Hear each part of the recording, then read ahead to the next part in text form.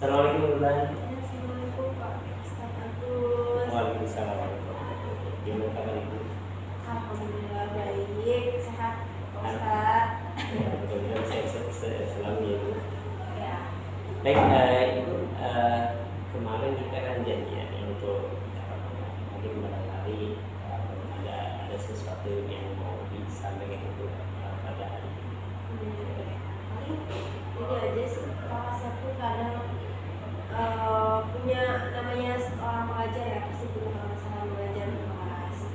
Di beberapa kelas kadang kala anak itu bermutan, jadi kondisi kelas yang berisik gitu ya. Ketika kita jangan berisik kayaknya kurang gitu, rasa teriak-teriak gitu kan, harus dengan teriak-teriak lah baru mereka bisa teriak gitu. Bagaimana cara mengkondisikan kelas ketika kita datang murid udah siap belajar, siap menerima materi gitu. Karena kebanyakan ketika saya masuk kelas mereka belum siap, ada yang makan lah, kondisi kelas kotor lah, jadi kita habis waktunya untuk mengkondisikan kelas. Itu aja sih Pak, itu masalah yang utama.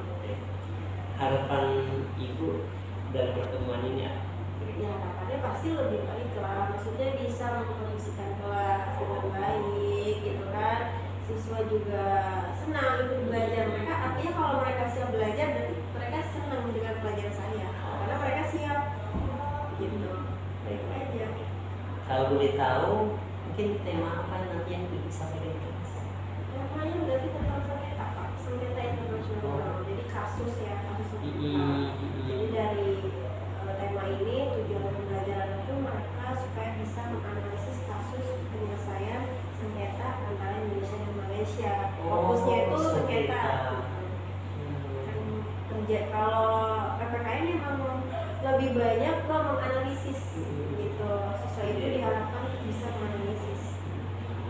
Ya, ini menarik ya Ibu ya, sengketa antara Malaysia dan Indonesia Ibu ya. Nanti kira-kira ketika kita nanti akan melakukan observasi, kira-kira area pengembangan nanti yang akan saya lihat atau observasi kira-kira di bagian apa? Kita di bagaimana cara mengkondisikan kelas, bisa belajar tepat, gitu kan. Terus yang kedua, benar nggak tujuan pembelajaran itu bisa dicapai ya? Menganalisis kasus berarti siswa yang aktif gitu kan, terlibat aktif. Oh, siswa yang aktif. Gitu. Jadi di kelas itu bukan hanya guru aja yang memberikan materi, tapi siswa terlibat aktif, partisipasinya banyak gitu kan, mereka antusias dalam belajar Dan interaktif. Ya. Tapi Ibu, ini kayaknya menarik banget ya. Strategi yang Ibu akan nanti sampaikan apa strategi pembelajaran? Jadi diskusi kelompok, Diskusi kelompok. presentasi mereka, berarti hasil dari analisis kasus ini maka dipresentasikan di depan kelas. Nah, ini Bu, mungkin kira-kira kapan ini nanti Ibu akan aksinya akan dilakukan? Berarti minggu depan, hari Selasa. Selasa depan. Karena memang Selasa itu jamnya ada di kelas 11. Ya, 11 TAP ya Bu? Iya. Oke. Kira-kira komitmen Ibu untuk melakukan itu apa? Komitmen maksudnya kayak gimana nih Pak? Komitmen untuk melaksanakan kegiatan itu yang sudah dipersiapkan Ibu untuk melakukan sebut tanggung jawab ya, tanggung jawab Ibu melakukan pembelajaran itu sampai ini.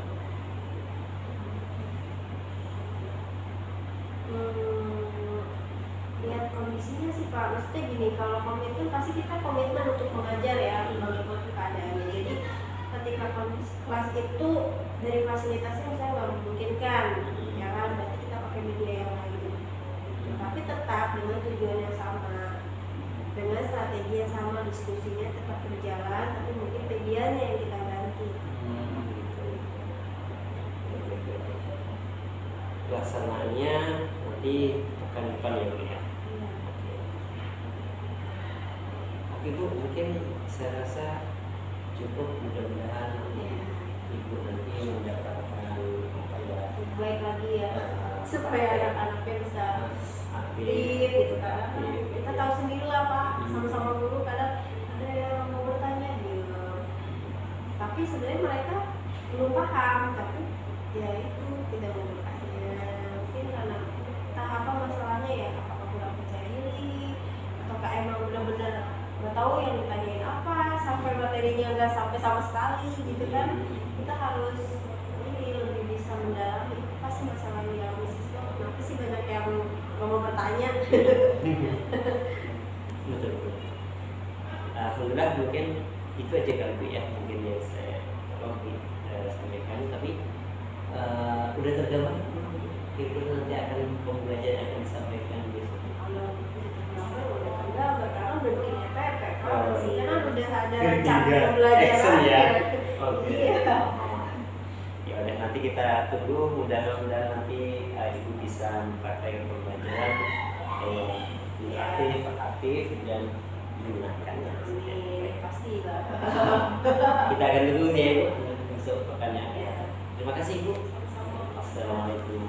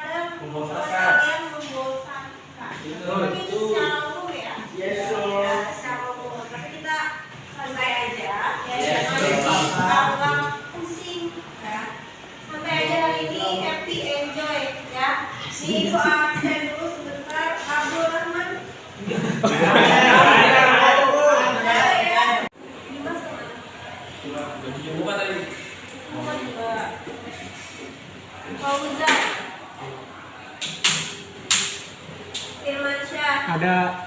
Mana? Nama. Dari bukan jadi malah turun mentalnya, malah biarin aja fokus, biarin aja ya. Ketika orang itu memberikan masukan dia kritikan atau yang kurang enak, kita jangan menunjukkan semakin buruk ya, tapi menjadikan dorongan kita atau motivasi kita supaya kita itu lebih baik. Contohnya gini, Ibu dulu waktu sekolah itu sering yang namanya diremehkan. Misalnya ketika kita mau atau mendapatkan nilai bagus, Rizky, kamu dapat nilai 100, nyontek ya? Iya. Gitu.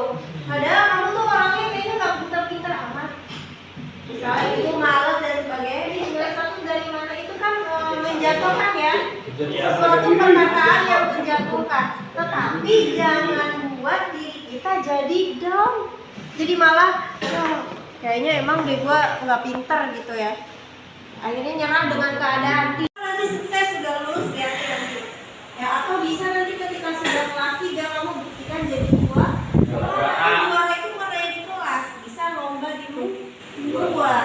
Jadi kepintaran atau kecerdasan yang kita miliki bukan hanya kecerdasan akademik. Akademik nih kita nih yang lagi belajar sekarang, ini namanya akademik. Mungkin di pelajaran itu nggak ngerti PPKN, hafalan nggak ngerti, tapi ketika praktek lapangan, misalnya futsal, olahraga, jagonya.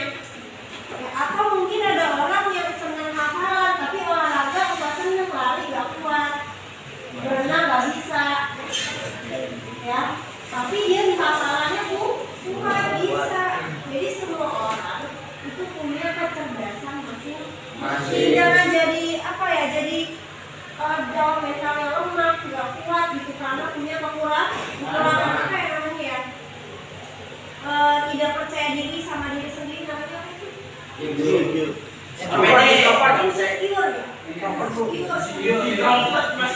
ya. Sering kan kita insecure sama diri sendiri ketika melihat orangnya insecure ya, atau Imam Ahmadi insecure sama orang lain kok hafalannya banyak, kayaknya aku nggak bisa hafalan banyak gitu. Kok kayaknya yang lain gampang mendapatkan sesuatu, tapi kok diri sendiri harus butuh perjuangan.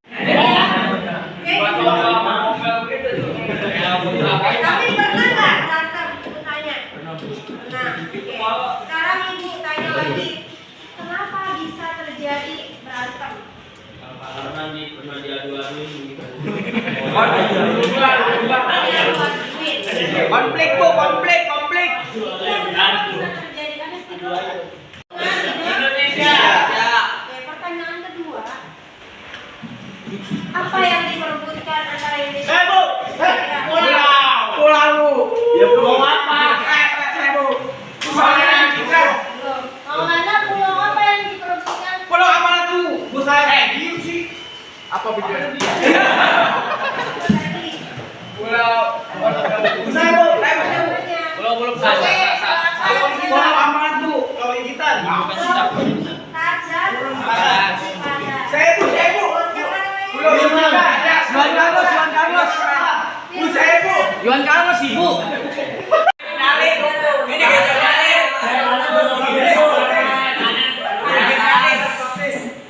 Sebenarnya bukan karena penyalin-nyalitnya, tapi karena ruangan tempatnya.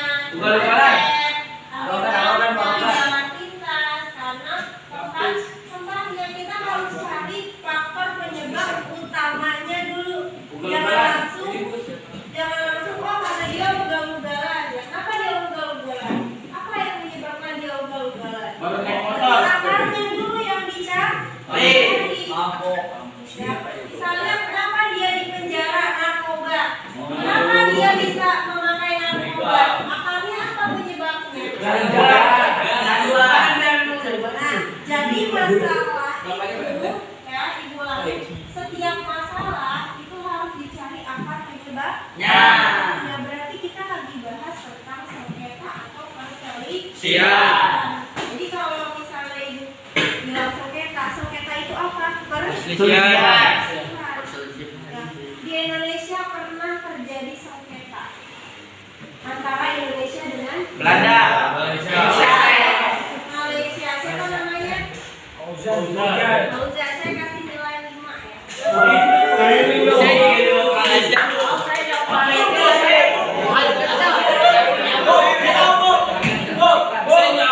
Yang baru datang. Tadi ya Indonesia pernah terjadi sengketa antara Indonesia dengan Malaysia. Pulau yang diperebutkan nama pulaunya apa? Samosir.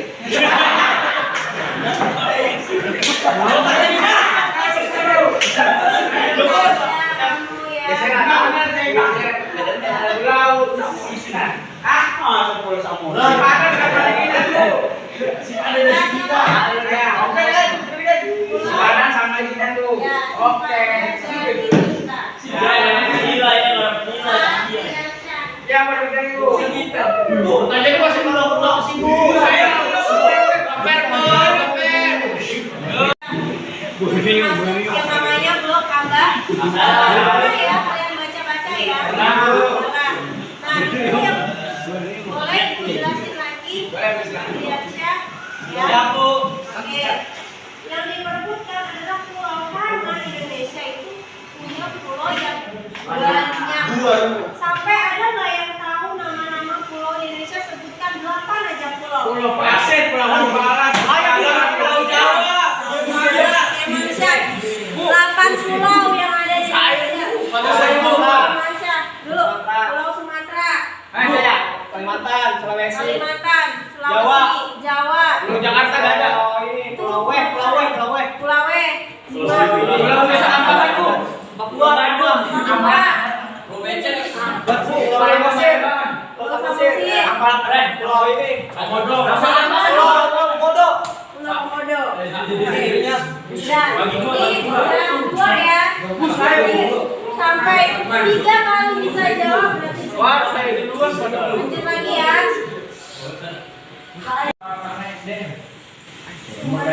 Oh, manusia. Sumber daya alam. Kenapa sumber daya alamnya? Pulau Pasir nggak ada apa-apanya sama. Nelayan. Ada yang tahu nggak? Coba. Kenapa bisa terjadi sengketa wilayah?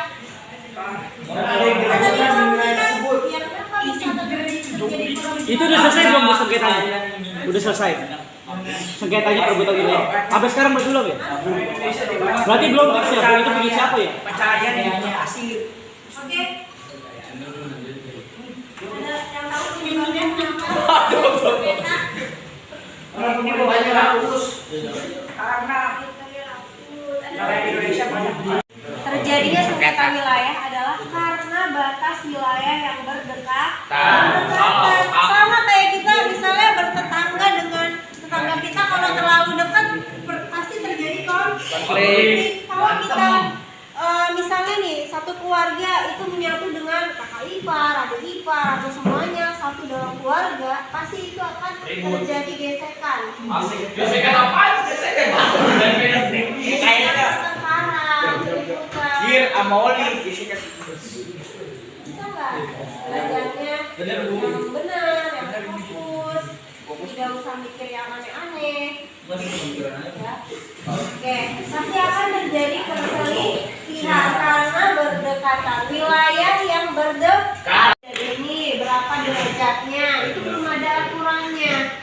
Yang ketiga adalah kurangnya perhatian pemerintah terhadap wilayah. Misal gini, ada wilayah pulau terpencil, itu jarang dikunjungi oleh pemerintah aslinya. Misalnya Indonesia jarang mengunjungi pulau tersebut karena jauh dari jangkauan pemerintah, tidak pernah terkena batuan dan sebagainya. Ada negara luar datang, negara seberang ya yang berdekatan dengan pulau tersebut, maka orang pulau asli tersebut lebih nyaman ya dengan negara luar. Akhirnya dia mengklaim bahwa ini adalah negara Malaysia atau Australia, gitu ya.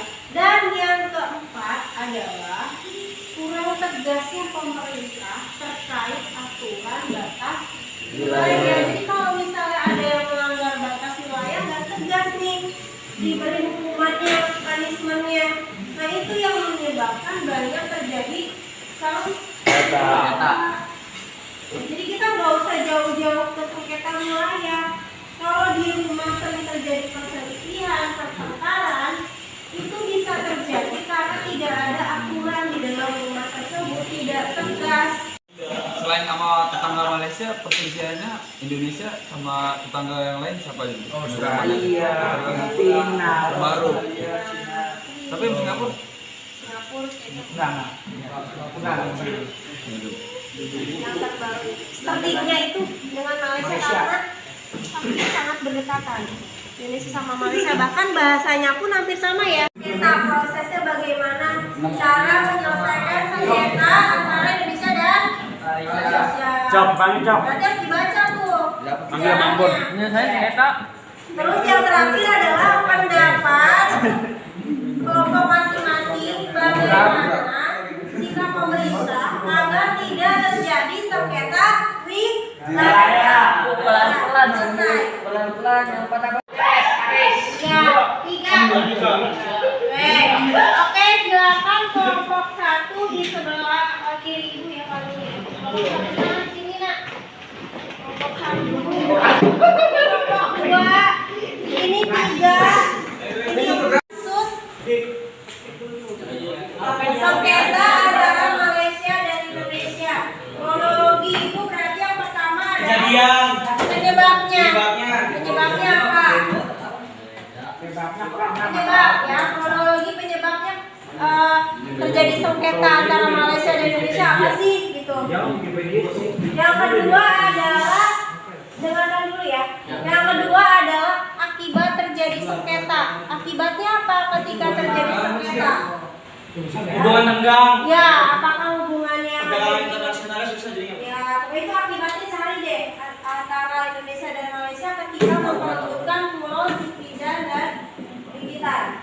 Ya, yang ketiga adalah bagaimana proses penyelesaian sengketa antara Indonesia dan Malaysia. Apakah prosesnya dengan damai ataukah melalui konflik perang seperti yang terjadi antara Israel dan Palestina? Itu kan masih terjadi konflik ya.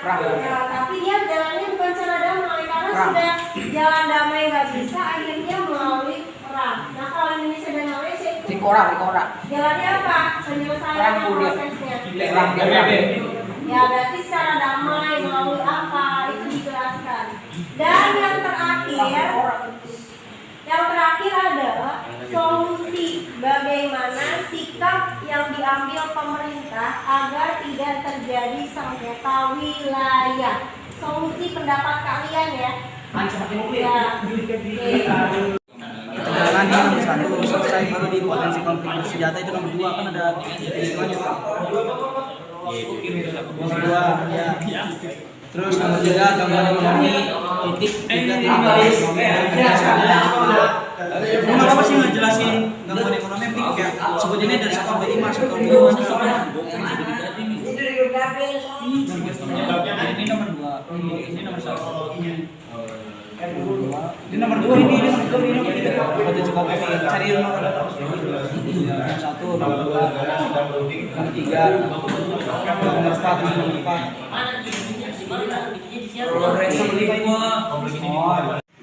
dari Malaysia sendiri dia mengklaim bahwa pulau tersebut tidak pernah diurus Indonesia ataupun Belanda.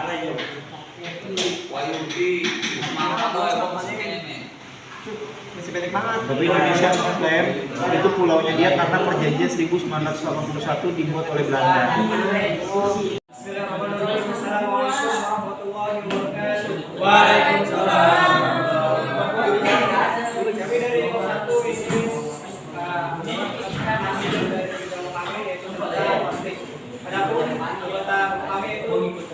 Saya dan saya sendiri Firmansyah, Saya Aldi. Saya Tublo. Saya Muhammad Andi Pratama. dan kami akan memulai hasil presentasi kami mulai dari penyebab konfliknya.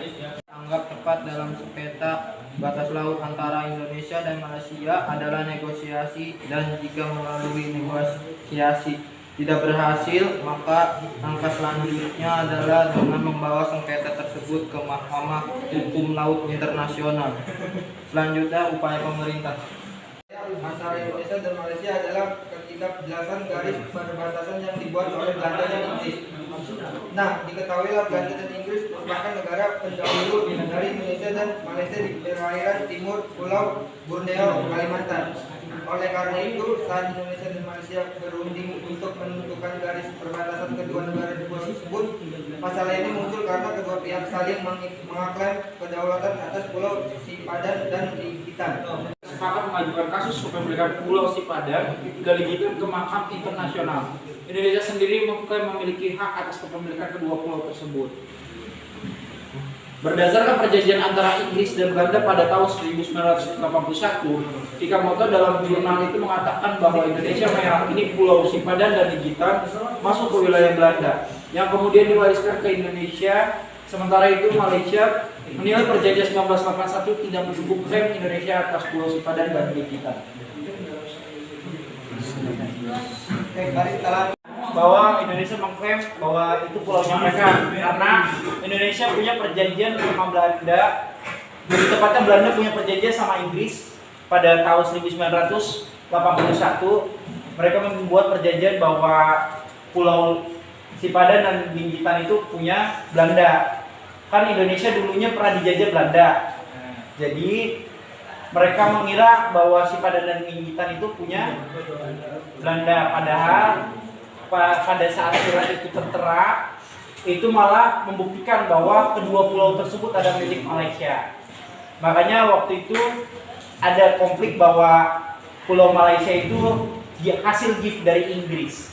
Karena kenapa dibilang hasil gift dari Inggris? Pada saat tahun 1981 mereka membuat surat perjanjian antara Belanda dan Inggris. Karena waktu itu Belanda dan Inggris sempat bekerja sama dalam menjajah suatu negara. Sampai sini ada pertanyaan? Siap. Bertepatan Indonesia mengklaim kedua pulau tersebut. Pada tahun 1971 Indonesia mengklaim bahwa Pulau Sipadan dan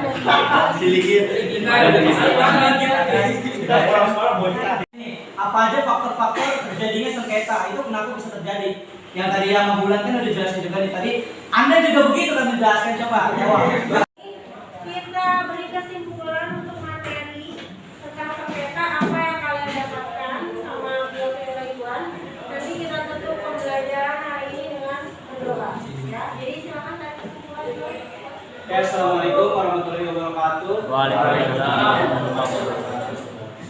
Alhamdulillah sekarang kita sudah mencapai di ujung akhir pelajaran hari ini dan kita telah melalui banyak pelajaran yang kita dapat. Semoga kita ilmunya yang berguna dan juga kedepannya. Dan pertama, kesimpulan yang pertama tadi itu yang pertama ada bagaimana sih, kenapa sih Indonesia dan Malaysia pernah terjadi konflik gitu dan apa aja penyebabnya. Ternyata yang selama ini kita tahu penyebab konflik dan antara Indonesia dan Malaysia dalam hal merebutkan wilayah itu nggak segampang itu. Ternyata ada penyebabnya, cara penanganannya dan sebagaimananya lagi. Dan tadi kita juga sudah mempresentasikan setiap kelompok dan juga setiap murid untuk melakukan presentasi untuk cara penyegah agar kenapa itu harus terjadi dan lain-lainnya. Dan semoga itu kita dapat berguna di kedepannya. Sekian dari saya. Wabillahi taufiq wal hidayah. Wassalamualaikum warahmatullahi wabarakatuh. Oke semuanya, sebelum kita menutup pelajaran hari ini, alangkah baiknya kita berdoa dengan kepercayaan masing-masing. Berdoa dimulai. Berdoa selesai. Memberi salam. Assalamualaikum